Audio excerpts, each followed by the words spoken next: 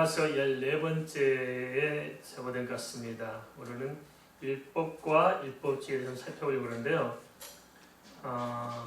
로마서가 약간 좀 어려워지기 시작하는 것 같습니다. 그죠? 우리가 말씀을 들어도 또 읽어도 잘 납득하기 어려운 부분들이 지금 이게 오늘 우리가 다뤄야 할 부분들입니다.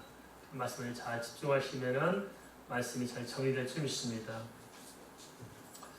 인간의 궁극적인 구원은 상대적인 개념인 죄의 문제를 해결해야만 하는 것으로, 엄밀한 의미에서 구원이란 하나님과 우리 사이에 막혀있는 죄와 그 죄의 결과에서 벗어나가는 것이라 할 수 있습니다.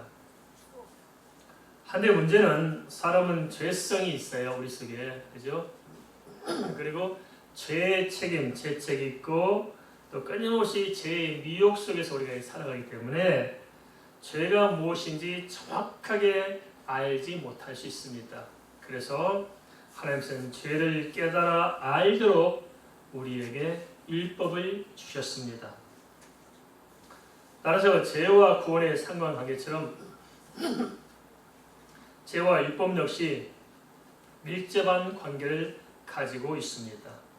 율법이 없이는 죄를 깨달아 알 수 없고, 죄가 무엇인지 알지 못하고서는 예수 그리스도의 대속적인 구원을 이해할 수 없을 것입니다. 그러기에 율법은 구원을 위한 아주 중요한 역할을 맡고 있다고 할 수 있을 것입니다.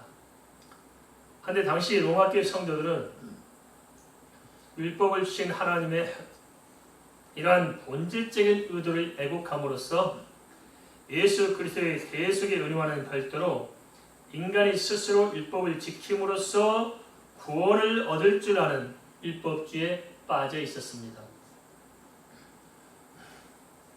문제는 율법주의에 빠진 사람은 겉으로 보기는 아주 경건한 크리스찬처럼 보일지 모르지만 사실은 하나님의 구원의 경륜에서 벗어난 영적인 한계를 가지고 있다는 것입니다.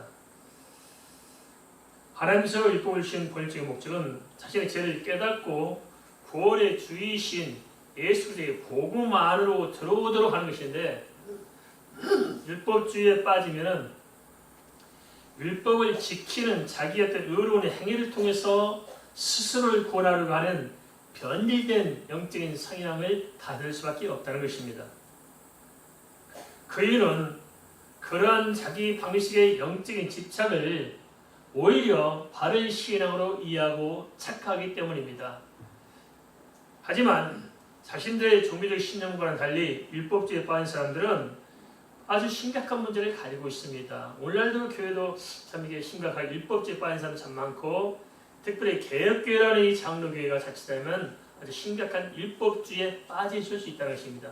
그래서 또 반면에 또 무율법주의에 빠져가지고 성도들이 무엇이 옳은지를 분별 못한 겁니다. 어떤 신앙이 옳은 신앙이냐고 알고 믿어야 되는데 이게 정확하지 못하니까 한편은 율법주의에 빠지면서 축복을 구하고, 한편으로는 또 무율법주의에서 구원의 엉뚱한 확신, 자기의 어떤 신념을 가지고 살아가는 사람들이 많다는 것입니다. 그런데 이런 율법주의에 빠진 사람들은 자신의 종교적인 신념을 가지고 있는 것인데도 불구하고 그것을 신앙으로 착각할 수 있습니다. 신념과 신앙은 다릅니다. 구별되십니까? 신앙은 이로부터 하나님께서 성령을 우리에게 주시는 것이 신앙입니다. 신념은 하나님께 주시지 않았음에도 불구하고 자기 스스로 믿는 그것이 바로 신념입니다. 종교적 신념이, 종교적 확신이 어찌 보면 인간을 핍하게 만들 수 있을 것입니다. 이렇게 율법주의에 빠진 사람들은 문제가 뭐냐? 자신의 죄를 바라봐야 되는데 자신의 죄를 바라보지 못하고 남의 허물만 판단하는 실책에 빠진다는 것입니다. 이러한 율법주의 한계에 갇힌 사람들의 특징이 복음서에 잘 나타나 있는데요. 마태복음 7장 3절의 예수님 말씀을 통해서도 엿볼 수가 있습니다. 주님께서 뭐라 말씀하시냐면, 그때 당시 율법을 잘 지키고 잘 안다고 생각하는 바리새인 세관들을 향해서 뭐라 말씀하시냐면, 어찌하여 형제의 눈 속에 있는 티는 보고 내 눈 속에 있는 들보는 깨닫지 못하느냐, 이렇게 말씀하셨습니다. 우리 자신은 어떻습니까? 혹시 마태복음 7장 3절 말씀대로 내 눈 속에 들보를 보지 못하고 있는 것은 아닐까요? 율법주의에 빠진 사람들은 자기 자신은 경건하게 살고자 예수의 것처럼 여겨질지 몰라도 사실은 율법을 주신 하나님 의도와는 달리 자신은 변화되지도 못하면서 변질된 종교적 판단을 가지고 자꾸 영적인 생채기를 키워갈 수 있습니다. 이걸 잘 봐야 됩니다. 우리가 예수 믿으면 갈수록 은혜가 충만하고 갈수록 이렇게 성숙하는 게 정상적일까요? 처음 예수 믿을 때는 가슴이 뜨겁고 그냥 신바람 나다가 웬만큼 지나면 가슴이 쌀렁한 채 죽을 때까지 버텨가는 것일까요? 갈수록 성장하고 예수 믿는 연조가 쌓여질수록 내 안에 믿음의 은혜가 넘치고 성령 안에서 기쁨이 충만하고 내가 변화되고 새로워지면서 소망으로 충만하고 이게 정상적이잖아요. 그러면 교회가 연조가 오래될수록 교회가 좀 힘있고 능력이 있고 성령이 역사하는 교회가 되어야 되는데 실제는 반대라는 거예요. 연조가 오래되는 교회의 특징, 우는 사람도 없고 웃는 사람도 없어요. 다 표정이 굳어가지고 은혜도 없어. 누가 뭐라도 듣지도 않아. 그죠? 아무리 설교해도 관심이 없어요. 그런데 말은 많아 또. 아는 건 많아. 그래서 서로 판단하고 시시비비가 많아요. 그런데 당신은 더 엉망이야. 그렇지 않습니까? 이게 뭐냐? 율법주의가 이렇게 우리를 피폐하게 만들고 있다는 사실을 좀 알아야 되는데 관심이 없는 거예요. 괜찮은 줄 알아요. 안 괜찮습니다. 이게 심각한 병이에요. 영적인 심각한 중병에 들어있다는 사실을 우리가 알아야 한다는 거예요. 여기에서 로마서 7장 1절 3절은 그래서 이렇게 말씀하고 있습니다. 로마서 7장 1절 3절 말씀 같이 보겠습니다. 형제들아 내가 법 아는 자들에게 말하노니 너희는 그 법이 사람이 살 동안만 그를 주관한 줄 알지 못하느냐. 남편이 있는 여인이 그 남편 생제는 법으로 그에게 매임받으나 만일 그 남편이 죽으면 남편의 법에서 벗어나느니라. 그러므로 만일 그 남편 생전에 다른 남자에게 가면 음녀라. 그러나 만일 남편이 죽으면 그 법에서 자유롭게 되나니 다른 남자에게 갈지라도 음녀가 되지 아니하느니라. 이렇게 부부관계를 가지고 설명하고 있을까요? 그것은 그 로마교회 성도들이 말귀를 못 알아들으니까 이렇게 설명하고 있는 거예요. 어떻습니까? 남편이 버젓이 살아있는데 여자가 딴 남자 만나고 다니면 돼요? 안 돼요? 안 되죠. 그러나 남편이 죽은 지 몇 년 지났고 몸이 젊은데 다른 남자 만나 씩 가는 거 죄 아니에요? 죄 아니에요? 참 묘하네요. 그죠? 무슨 생각을 하고 있길래 대답해 버리는지 모르겠습니다. 그냥 가세요. 그냥 복잡하게 생각하지 마시고 가도 돼요. 제가 아니에요. 안 필요 없잖아요. 마음에 들면 가요. 이렇게 부관계로 설명이 뭐냐면은 율법에 대해서 잘 이해를 못하고 있기 때문에 좀 알기 쉽게 설명하자 그런 것입니다. 그 내용이 뭐냐? 첫째로 부부관계의 규례와 마찬가지로 율법은 율법에 매여 있는 동안만 율법의 틀에 갇히는 것이지 율법에서 벗어난 이유는 그 율법에 적용되지 않는다는 것입니다. 이해되십니까? 율법의 틀 안에 있을 때만 우리가 율법에 적용되는 거예요. 그래서 율법에서 벗어난 이상 율법에 매여 있을 이유가 없다는 것입니다. 둘째, 따라서 남편이 죽으면 아내는 그 남편에 대해서 지켜야 할 의무가 없어져서 다른 남자에게 시집갈지라도 잘못이 아닌 것처럼 예수 그리스도의 십자가의 공로로 율법의 정죄에서 대속함을 받은 우리는 이제 율법으로부터 자유함을 받았기 때문에 율법에 매여 있을 이유가 없다는 것입니다. 동의하십니까? 말하자면 예수 그리스도 안에 있는 우리는 하나님의 공의와 심판의 율법으로부터 벗어나서 이제는 예수 그리스도의 사랑과 구속의 은혜로 영적인 우리의 포지션, 자리매김이 바뀌었다는 것입니다. 믿습니까? 이제 율법에 뿌리내리고 살던 우리가 거기서 벗어나서 예수의 복음으로 자리를 옮겼다는 거예요. 이러한 비유를 설명한 이유는 당시 로마교 성도들은 율법과 율법주의의 경계선에 대해서 이게 정확히 알아야 됩니다. 무엇이 율법이고 무엇이 율법주의인지를 좀 정확하게 설명하고 이해할 수 있어야 되는데 그러지 못해서 혼란에 빠집니다. 그러다 보니까 신앙인격이 성숙해야 되고 날로 은혜가 충만해야 되는데 은혜가 메마른 거예요. 은혜가 메마르다 보니까 율법을 지켜내지도 못해요. 또 반대로. 그러다 보니까 속에 얻은 부분이 많이 있고 은혜가 없다 보니까 스스로 어떻게 해보려고 하는 율법주의에 더 깊게 빠져가고 있다는 것입니다. 한데 오늘날 이러한 경향이 똑같이 반복되고 있는 게 문제입니다. 로마교만 있었던 것이 아니고 오늘날도 이런 율법주의에 빠져 있습니다. 한국교회 참 못 벗어나는 게 있어요. 신비주의, 율법주의. 이게 성도들의 영혼을 다 망치고 있는데 불구하고 우리는 신비주의에 빠진 사람 능력 있는 사람이라고 생각하고 율법주의에 빠진 사람 참 말씀의 사람을 생각하는 거예요. 이게 얼마나 엉터리방터리인지 잘 모르겠습니다. 그렇다면 어떻게 해야 율법주의에서 벗어나 통찰력 있는 바른 신앙에 안착할 수 있을까요?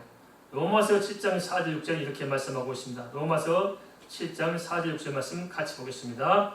그러므로 내 형제들아 너희도 그리스도의 몸으로 말미암아 율법에 대하여 죽임을 당하였으니 이는 다르니 곧 죽은 자 가운데서 살아나신 이에게 가서 우리가 하나님을 위하여 열매를 맺게 하리 함이라.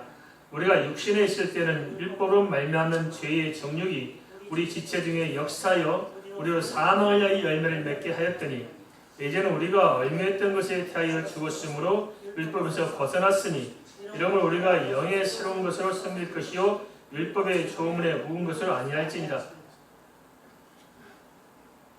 로마서 7장 4절 6절의 내용을 간략히 좀 정리할 필요가 있을 것 같습니다.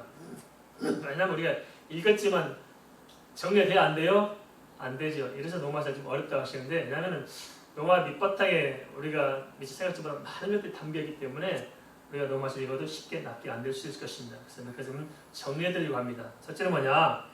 예수 믿는 것은 예수 그리스도의 십자가와 함께 죽고 예수 그리스도의 부활과 함께 다시 사는 것이기에 믿는 우리는 십자가에서 예수 그리스도와 함께 율법의 정죄로부터 죽은 것입니다. 믿습니까? 죽었어요. 율법의 정죄로부터 죽었고 예수 그리스도의 부활과 함께 우리 역시 부활의 소망으로 다시 살아난 것입니다. 그러기에 예수 믿으면 예수 그리스도의 은혜로 말미암아 우리의 영적인 신분이 율법의 종에서 복음의 자유인으로, 다시 말하면 죄와 사망의 종에서 하나님의 자녀로 바뀌었다는 것입니다. 둘째는 이와 같이 율법의 종에서 복음의 자유로 삼으신 것은 육신의 정욕에 매여 더 이상 제약된 사망의 열매를 맺지 말고 죽은 자 가운데서 살아나신 예수 그리스도 안에서 하나님을 위한 열매를 맺게 하기 위함이라는 것입니다. 이게 무슨 말이냐? 이것은 우리가 율법주의에 빠진 사람들은 사실상 뭐냐면 하나님의 원래의 창조 목적대로 살았는데 그러지 못하는 거예요. 사실 율법을 선하게 주었지만 오히려 율법을 이상하게 변경함을 말미암아서 하나님의 본래의 창조 목적에 떠나게 되어 있다는 것입니다. 하나님의 본래의 창조 목적은 뭡니까? 하나님은 우리 하나님이 되고 우리는 하나님의 자녀, 하나님의 백성이 되어야 되는데 이런 관계 자체는 아무 상관이 없고 율법만 버티고 있기 때문에 오히려 하나님과 관계 자체가 단절되어 있다는 것입니다. 그래서 하나님께서는 어떻게 우리를 회복하시냐? 그것은 우리의 삶의 목적과 방향을 원래 하나님께서 창조하신 인간의 창조 목적대로 회복하시는 것이라는 것입니다. 셋째는 그러므로 이제는 율법의 조문에 매여 율법 아래에서 사는 삶이 아니라 패러다임을 바꿔 예수 안에서 거듭난 새로운 영적인 존재로서 예수 그리스도의 복음을 따라 살아가는 것입니다. 이는 크리스천으로서 우리의 존재의 의미와 삶의 중심을 율법의 틀 안에서 복음으로 그리고 제 종에서 자유로 새롭게 바뀌었다는 것이고 또 바뀌어 갈 것을 말씀하고 있다는 것입니다. 로마서 7장 4절 6절을 보다 잘 이야기해서 추가로 한 가지 하나님의 구원 경륜에서 살펴볼 필요가 있을 것 같습니다. 하나님의 구원 계획은 창세 전부터 예수 그리스도의 대속을 통해서 예수님께서 그리스도의 신과 또한 예수 그리스도의 대속을 믿는 자를 구원하기로 작정하셨습니다. 믿습니까? 그리고 우리가 이렇게 율법대로 사시는 것도 우리의 능력으로는 안 되는 거예요, 인간은. 그죠? 우리가 무슨 수로 율법을 지켜요?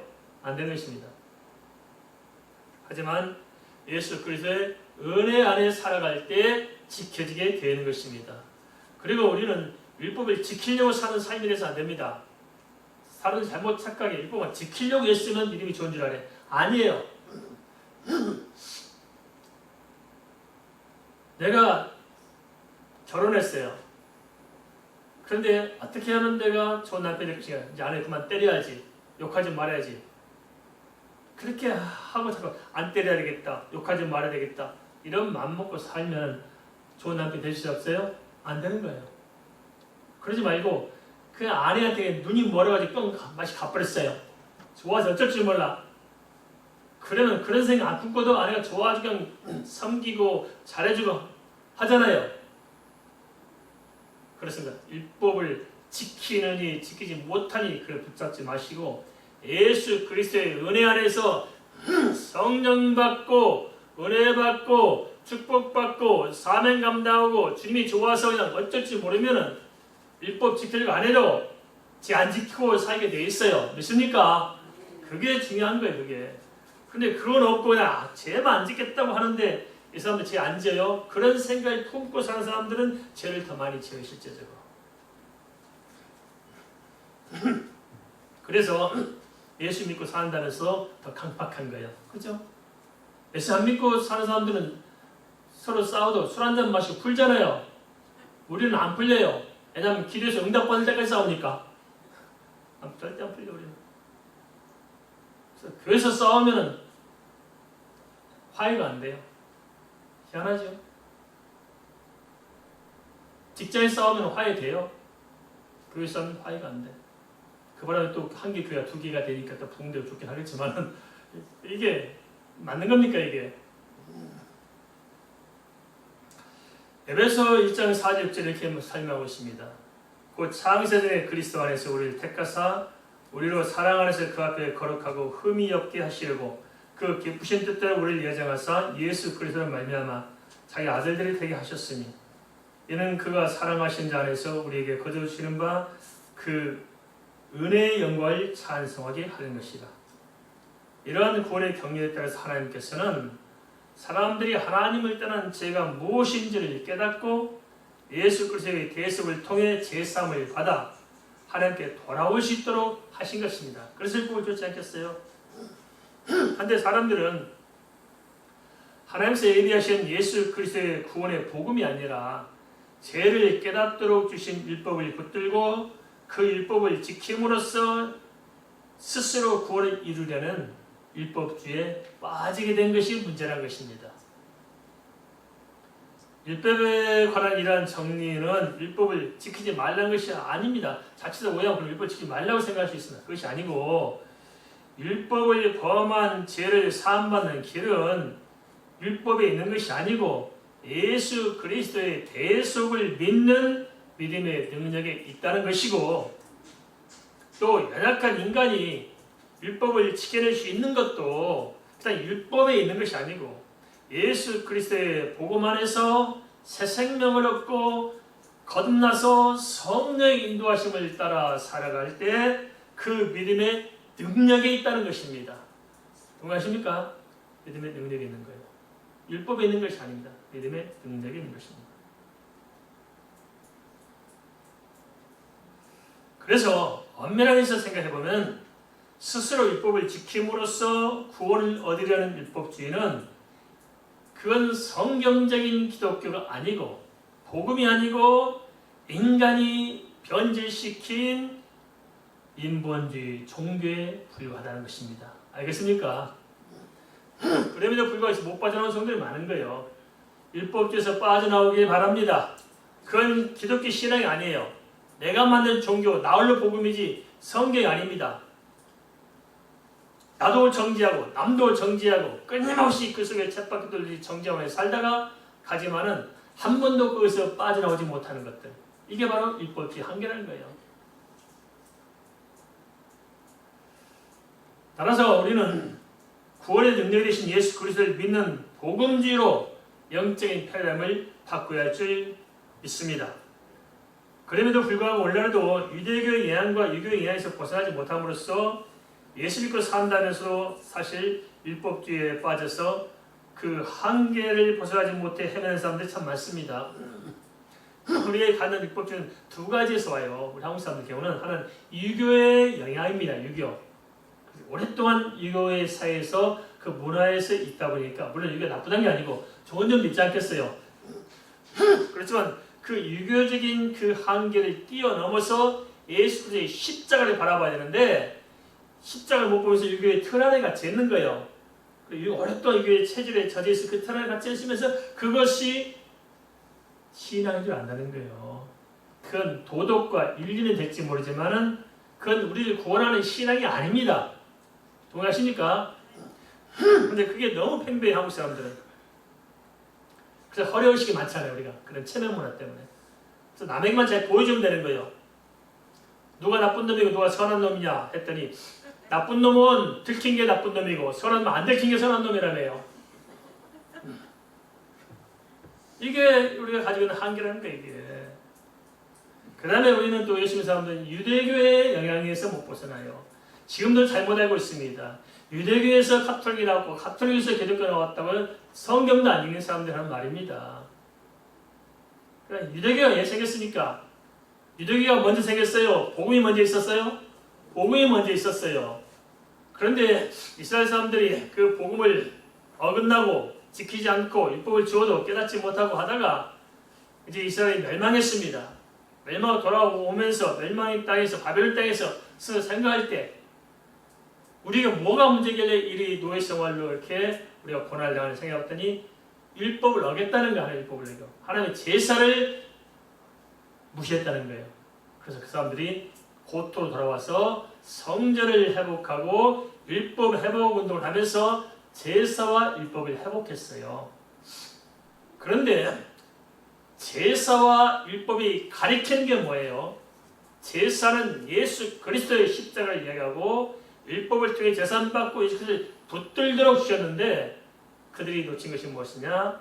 예수 그리스도의 대속의 은혜를 보지 못한 거예요. 창세기 3장 15절 아브라함 있기 이전에 아담과 하와 때부터 주셨던 복음을 그들은 못 받던 거예요. 그래서 지금도 이스라엘 사람들은 그 율법만 붙들고 제사만 붙들고 그러고 하고 있어요. 근데 참 한국 사람들이 잘못 가르치죠. 교회가 참 잘못 가르친 것 같아요. 자꾸 우리는 이스라엘 사람들과 저 중도에서 다른 나라 사람들 이렇게 싸우면 누구 편 들여요? 무조건 이스라엘 편을 들여야 되는 줄 알아요. 잘잘못을 떠나서. 하지만 미안하지만 이스라엘의 사명은 예수 그리스도의 십자가 부활로 끝났습니다. 예수님 오셔서 구원의 언약을 성취하도록 선택받은 사람이 이스라엘 사람들이었어요. 그 일이 이루어졌어요? 안 이루어졌어요?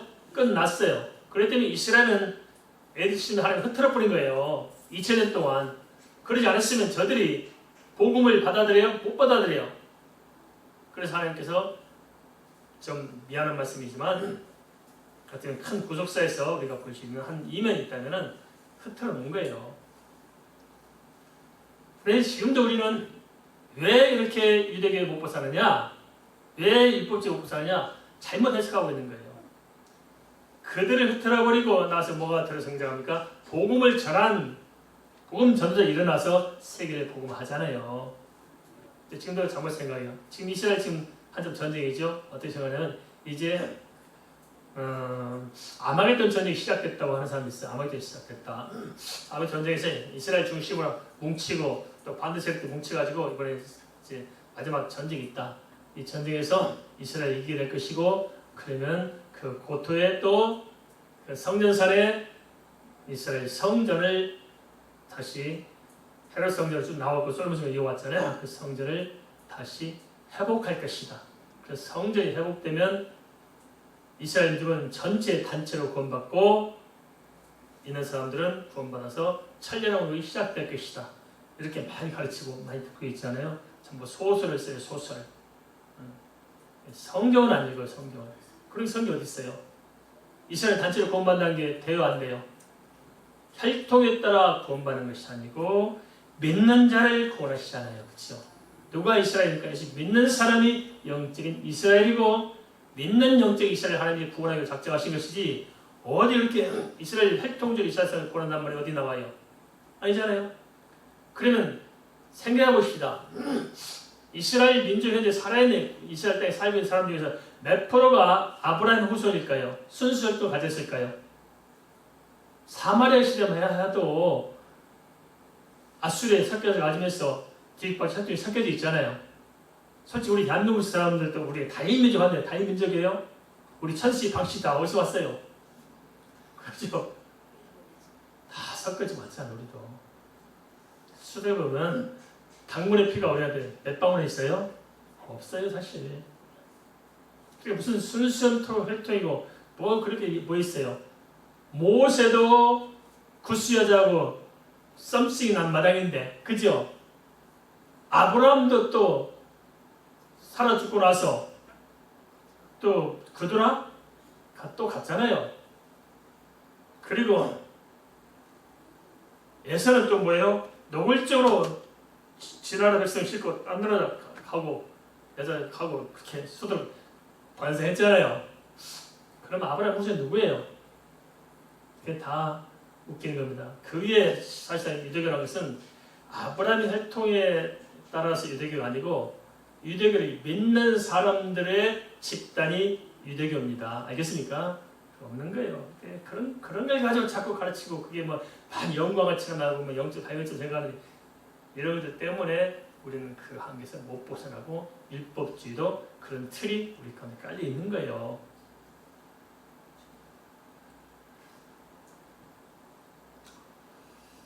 이런 사람들은 왜 예수님께서 마태복음 23장 27절에서 유대인들을 가리키시되 해치는 무덤이라고 질타하셨는지, 그리고 왜 마태복음 23장 13절 29절에서 바리새인들과 서기관들을 가리켜 외식하는 자라고 하셨는지 깊이 생각할 필요가 있으려 됩니다. 이 사람들 율법 붙들고 산 사람들이잖아요. 그래서 해치는 무덤이라고 하잖아요.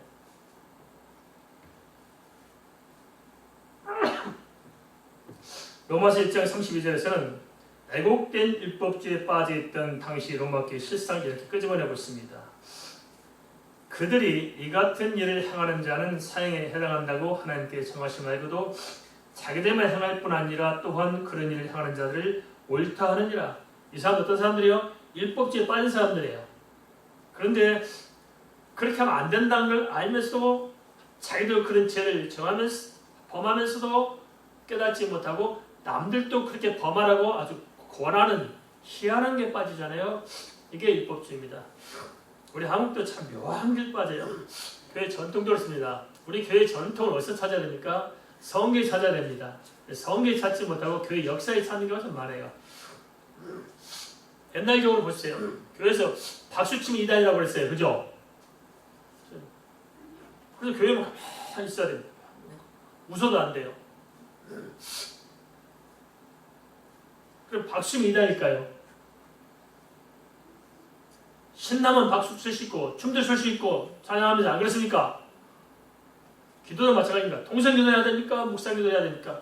이런 거 가지고 짜져요. 그런 게 아니고 집에 불 났는데 조용히 전화한 사람 누가 있어요? 새끼가 물에 떠나려고 사람 살리려고 악을 쓰겠어요? 조용히 속삭이겠어요? 기도도 그런 거에 중요한 게 아니에요. 이게. 본질이 중요하죠.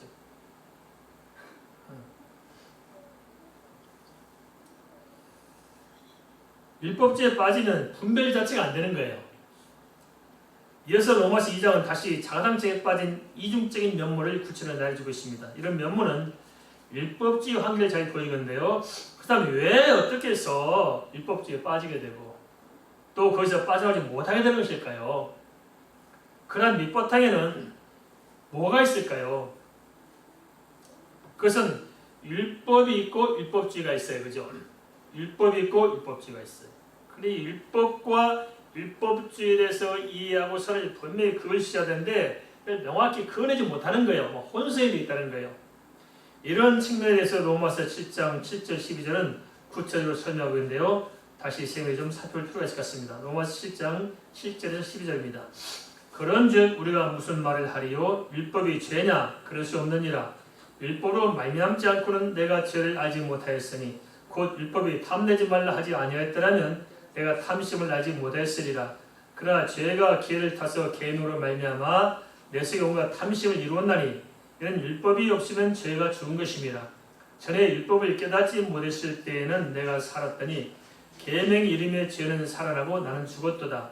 생명에 이르게 할 그 계명이 내게 대하여 도리어 사망에 이르게 하는 것이 되었도다. 죄가 기회를 타서 계명으로 말미암아 나를 속이고 그것으로 나를 죽였는지라. 이로 보건대 율법은 거룩하고 계명도 거룩하고 의로우면 선하다. 말씀 읽었지만 정리가 됩니까? 복잡스럽죠? 무슨 말인지 잘 남는 게 없죠? 그래서 제가 좀 정리해드리려고 합니다. 로마서 7장 7절 12절의 내용이 뭐냐? 그것은 첫째, 율법 자체는 죄요 죄가 아니에요? 죄가 아니고 선한 것이라는 것입니다. 왜 선하느냐? 율법이 있으므로 우리는 죄를 깨달아 알게 하는 거예요. 그래서 율법은 죄를 깨달아 알게 하는 선한 것으로 주셨다는 것입니다. 둘째, 율법은 정죄하는 기능을 가지고 있다는 거예요. 율법이 싹 들이면 죄는 죄로 정지가 되잖아요. 죄를 범한 율법의 조항이 표면으로 드러남으로써 상대적으로 범죄한 사람은 율법 아래에서 정죄에 의해서 죽은 자가 된 거예요. 정죄를 받았으니까. 그걸 말하는 것입니다. 셋째는 문제는 각 사람이 율법의 계명을 속이고 자기 욕심으로 범죄하게 됨으로써 생명에 이르도록 주신 계명으로 오히려 범죄를 더하게 될 수 있다는 것입니다. 이게 무슨 말이냐? 다시 말하면 하나님께서 율법을 주신 것은 선한 목적을 주셨는데 그래도 불구하고 사람들의 죄성에 의해서 율법을 속이고 범죄한다는 거예요. 그죠? 대부분 그렇잖아요. 속이고 범죄해요. 하나님 말씀을 속이고 범죄하거든요. 대표적으로 이단들 그렇잖아요. 속이고 범죄하는 것이지 그게요. 어떻게 가늠하지 말라고 했는데 피가름을 합니까? 그저 지가 말하고 자기하고 하룻밤 자면 거룩하고 깨끗하고 죄가 없어진다고. 이게 율법을 속인 거예요? 율법을 지키는 거예요? 속이는 거예요. 이렇게. 이거 너무나 많아요.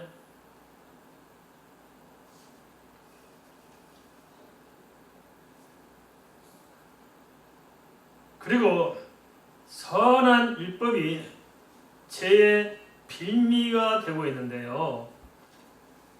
예를 들면 그렇습니다. 죄책감의 경우도 그렇죠. 범죄하면 죄책감이 남잖아요. 우리가. 범죄의 죄책감을 갖게 되는 것은 율법을 알아서 죄책감을 갖는 거예요? 율법을 몰라서 죄책감을 갖는 거예요?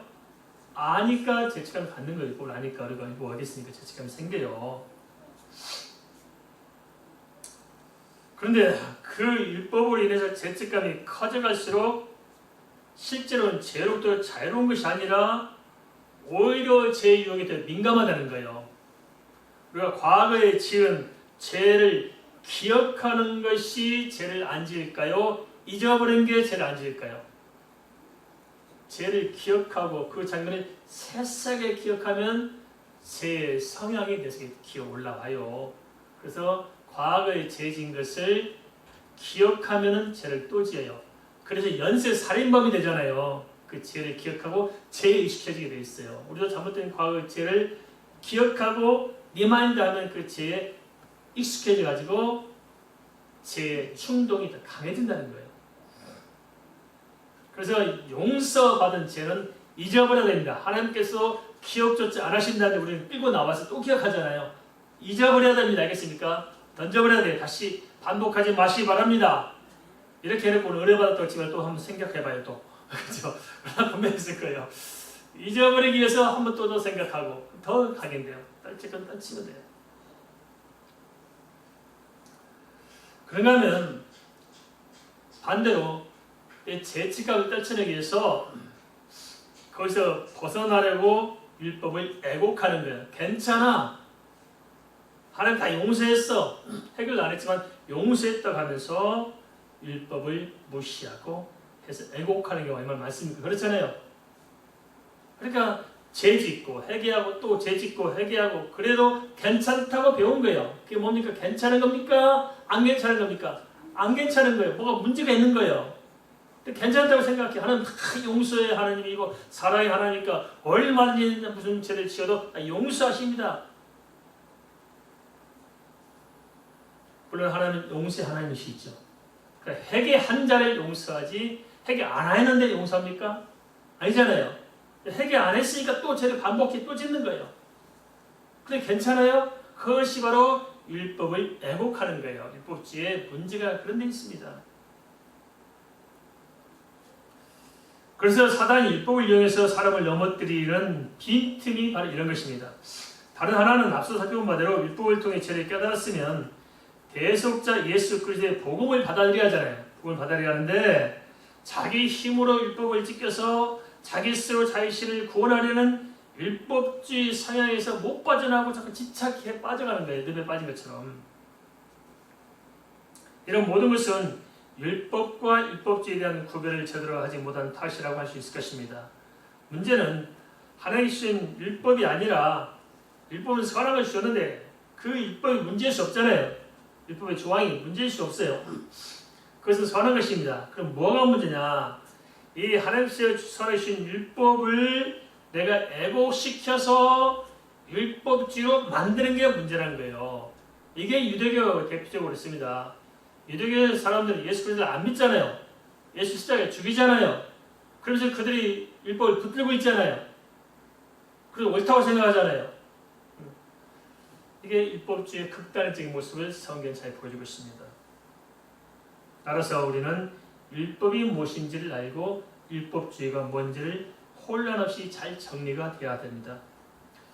율법에 대해서는 우리가 잘 아는 것 같지만 사실은 빗나간 생각도 참 많습니다. 또 하나 뭐냐면 율법주의도 문제지만 반대로 무율법주의, 다시 말하면 극단적인 율법 폐기론을 두고 나온 사람도 있습니다.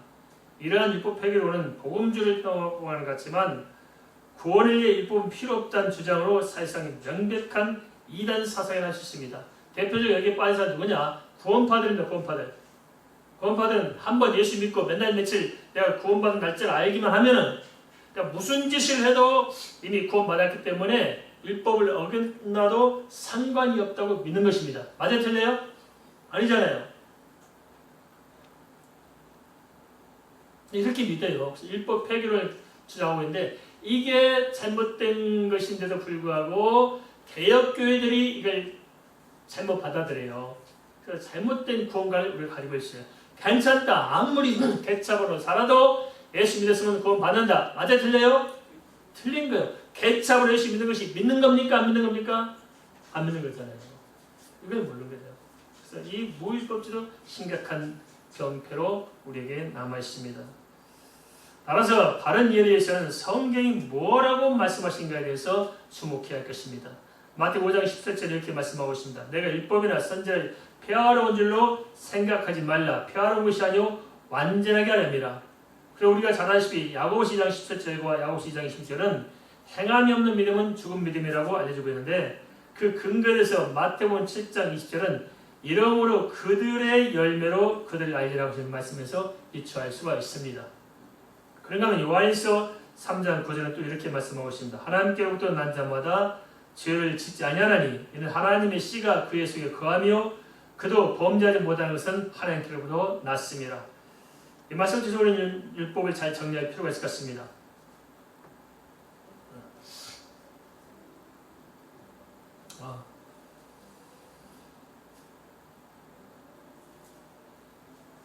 그러게 로마서 7장 13, 14절은 율법에서 다시 이렇게 정리해주고 있습니다. 같이 한번 볼까요? 로마서 7장 13, 14절입니다. 그런즉 선한 것이 내게 사망이 되었느냐? 그럴 수 없느니라.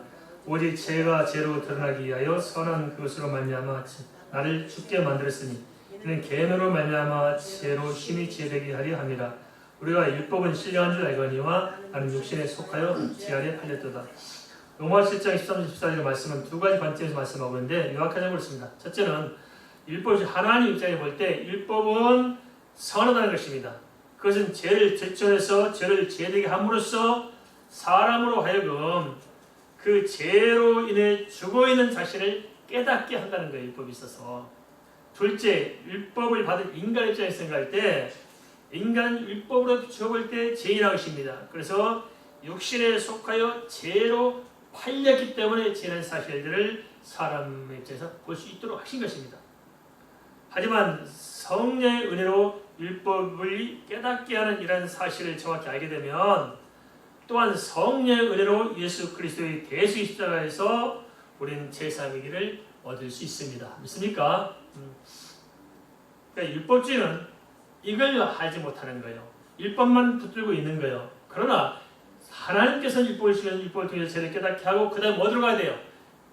성령의 은혜 가운데 예수 그리스도의 복음으로 우리는 가야 합니다.